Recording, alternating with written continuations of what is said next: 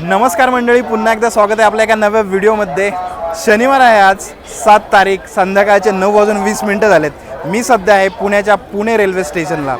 Pune railway station बघताय संध्याकाळच्या वेळेस गर्दीने गजबजलेलं आणि थंबनेल टायटलवरून आपल्याला समजलंच असेल की आजचा आपला प्रवास होणार आहे कोल्हापूरच्या दिशेने, तेही स्पेशल ट्रेन 01023 जी चालते रात्री पुण्याहून 9:40 आणि सकाळी बरोबर आपल्याला 5 वाजताच्या सुमारास सोडते कोल्हापूरला। आणि कोल्हापूरला गेल्यानंतर करवीर निवासिनी अंबाबाईचे दर्शन घेतल्याशिवाय या प्रवासाचा आपण शेवट करणार नाही आहोत। त्यामुळे आपल्याला या प्रवासाच्या शेवटी पाहायला मिळणार आहे अंबाबाईचं दर्शन। तर चला मग जाऊयात आता आतमध्ये। 10 मिनिटातच आपल्या आता ट्रेनचं डिपार्चर होणार आहे।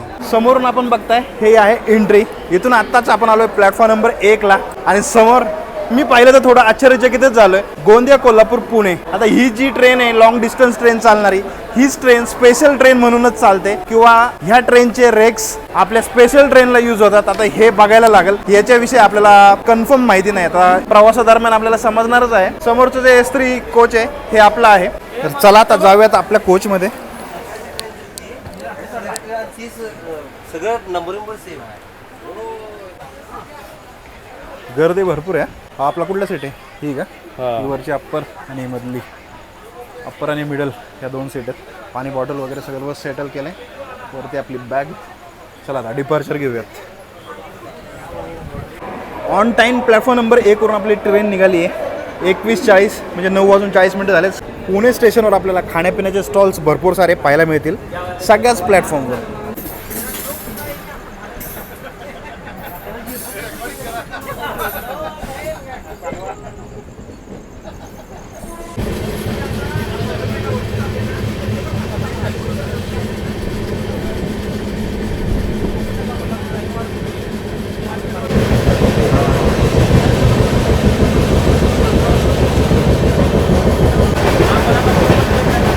तर बरोबर 10 वाजलेत।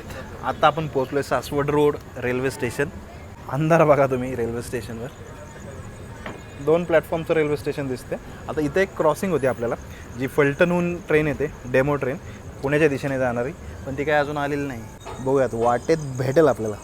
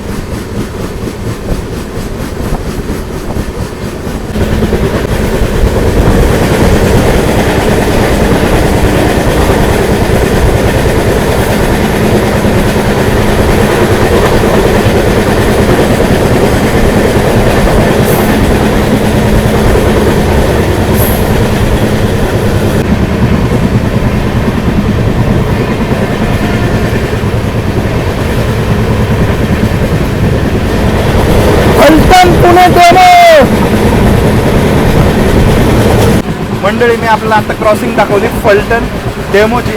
आता जस्ट आळंदी स्टेशन क्रॉस झाले। याच्यानंतर आता आपल्याला अजून एक क्रॉसिंग पाहायला मिळणार आहे, ती म्हणजे कोल्हापूर मुंबई स्पेशल ट्रेनची, जिचा नंबर आहे 01030।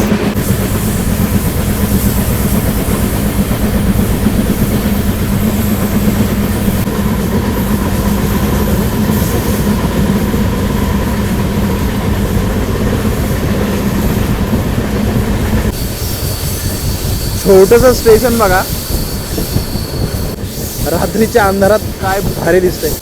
शिंदवाने स्टेशन, शेजारीच डोंगर आणि शिंदवाने घाट। दिवसा जर आपण इथून आलो तर ह्या घाटाची मजा वेगळीच असते।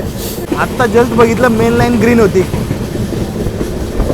मुंबई स्पेशल येते असं वाटतंय। आता बघूयात।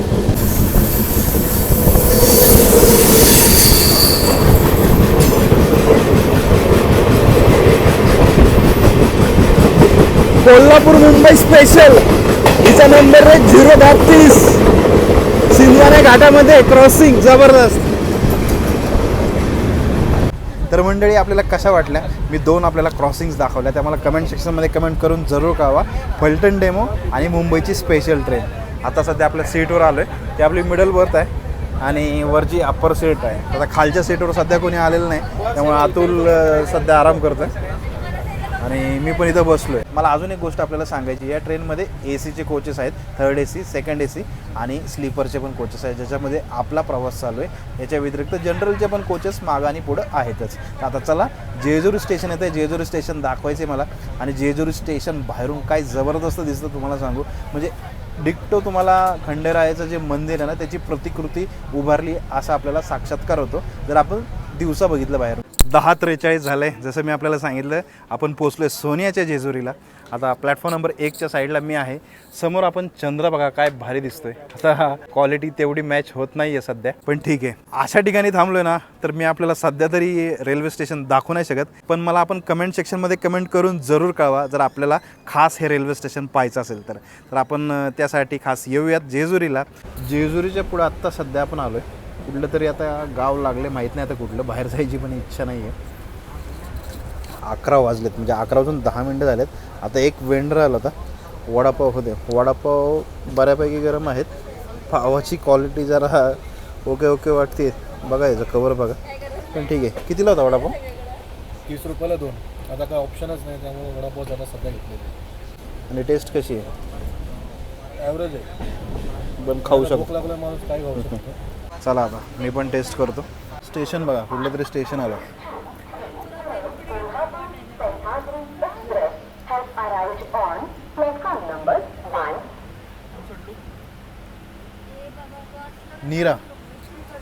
नीरा आलाय भाई साहेब. नेक्स्ट स्टॉप आपला ऑफिशियल नेक्स्ट स्टॉप जेजुरी नंतर नीरा. तर मंडळी आत्ता रात्रीचे 11:15 वाजलेत. नीरा स्टेशन आत्ताच गेलं, तिथं आपण वडापाव पण खाल्ला. त्याच्यानंतर काहीच आलं नाही खाण्यासाठी. आता निर्णय घेतला की झोपायचं, कारण की सकाळी लवकर उठायचं आहे, आपल्याला अंबाबाईचं दर्शनसुद्धा घ्यायचं आहे. तर याच्यानंतर आता सातारा, सांगली, किर्लोस्करवाडी, हातकणंगले आणि मग कोल्हापूर असा आपल्या ट्रेनचा प्रवास असणार आहे. आता मात्र आपण थोडी रेस्ट करूयात. तर मंडळी चला मग आता झोपूयात. मी आपल्याला डायरेक्ट भेटतो अरायवलला कोल्हापूरच्या, किंवा त्याच्या आधी जाग आली तर तेव्हा पण भेटू शकतो. तर चला, बाय बाय.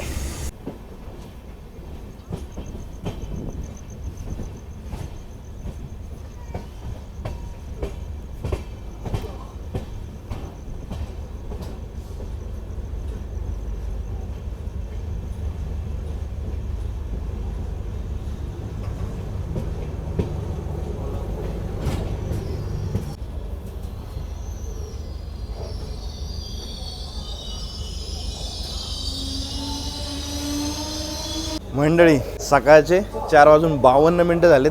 आपली ट्रेन पोचली आहे शाहूनगरी कोल्हापूरला. प्रवास अतिशय भारी झाला. आता सगळ्यात पहिल्यांदा जायचं आहे आपल्याला समोरच डॉर्मेट्रीमध्ये, कारण की आहे ना, मला असं वाटतं की 1-2 तास थोडंसं झोपावं आणि थोडंसं रेस्ट करून मग आपण जाऊयात अंबाबाईच्या दर्शनाला. आता याच बहाण्याने आपल्याला इथलं डॉर्मेट्री कसं आहे, कोल्हापूर रेल्वे स्टेशनचं, आणि किती रुपये लागतात हे पण आपल्याला माहिती होईल, आणि जेणेकरून आपण कधी आला तर आपण हे यूज करू शकता.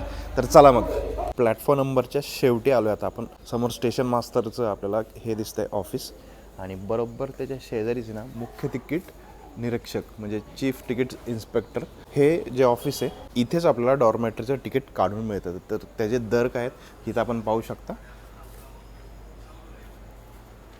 या प्रकारे याचे दर आहेत. 12 तासांसाठी 90 रुपये, 24 तासांसाठी 150 रुपये. अत्यंत अल्प दरामध्ये आपल्याला ही डॉर्मेटरी मिळते. आता डॉर्मेटरीचं तिकीट काढल्यानंतर मी आपल्याला ॲक्च्युअलमध्ये डॉर्मेटरी कशी आहे हे दाखवतो. फायनली आता आपण आलो आहे प्लॅटफॉर्मच्या एकदम शेवटी, जिथे डॉर्मेटरी आहे, आणि तिकीटसुद्धा काढलं आहे. आपण बघताय हे 12 तासांसाठी आहे 90 रुपये. जर 24 तासांसाठी आपल्याला काढायचं असेल तर 150 रुपये याची प्राईज आहे. डॉर्मेट्री हे एंट्री आहे. समोर आपण एंट्री केली. एंट्री केल्यानंतर इकडे यायचं. या साईडला आहेत डॉर्मेट्री बेड्स. आता बेड कसे आहेत मी आपल्याला दाखवतो. बघताय हा आपला बेड होता. इथं आपल्याला लगेज वगैरे ठेवण्यासाठी आहे. इकडं आपल्याला charging socket, fan, reading light या सर्व गोष्टी आहेत. उशी वगैरे आपल्याला दिलेली असते, आणि बेड एकत्रित साफ आहे. वरती फॅन पण प्रत्येकाला एक सेपरेट आहे. या व्यतिरिक्त या साईडला वॉशरूम आहे, इकडे टॉयलेट, आणि इकडे आंघोळीसाठी व्यवस्था आहे. युरिनल पण या साईडला आहे. तर मंडळी कसा वाटला आपल्याला डॉर्मेटरी रूम मला कमेंट सेक्शनमध्ये कमेंट करून जरूर कळवा. आता जायचं आहे आपल्याला अंबाबाईच्या दर्शनाला. वातावरण बघा तुम्ही, कोल्हापूर रेल्वे स्टेशनचं जबरदस्त. टर्मिनल रेल्वे स्टेशन आहे, याच्या पुढे ट्रेन जात नाही. या साईडला आपली गोंदिया कोल्हापूर पुणे ज्या ट्रेनने आपण आलो त्याचे रेक्स. स्टेशनच्या बाहेर आत्ता आलो आहे. आता आपला अतुलचा मित्र त्याची पर्सनल गाडी घेऊन आला आहे, तर त्या गाडीचा फायदा आपल्याला असा होणार आहे की आपल्याला आता मंदिरात जायचं आहे आणि आपल्याकडे खूप कमी टायमिंग आहे, कारण की ही एक मोठी सिरीज होणार आहे. येणाऱ्या व्हिडिओमध्ये आपण पाहसालच की आपण कुठे कुठे फिरणार आहोत.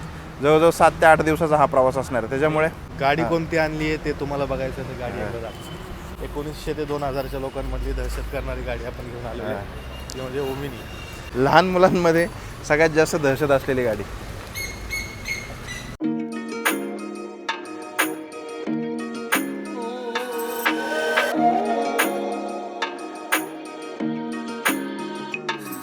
तर आता आपण बघितलं, आपण ओमनी गाडीने कोल्हापूरच्या महालक्ष्मीच्या दर्शनाला आलेलो आहे. समोर आपण बघताय महालक्ष्मीचं साक्षात दर्शन होणार आहे आपल्याला. हे ऐकूनच मनाला खूप प्रसन्नता वाटते. आता मन राहवत नाही आहे, तर चला जाऊयात पटकन आतमध्ये, दर्शन घेऊयात आपल्या यूट्यूब चॅनलच्या माध्यमातून. करवीर निवासिनी अंबाबाई लाखो भाविकांची कुलस्वामिनी, 3.5 शक्तिपीठांपैकी एक जागरूक स्थान.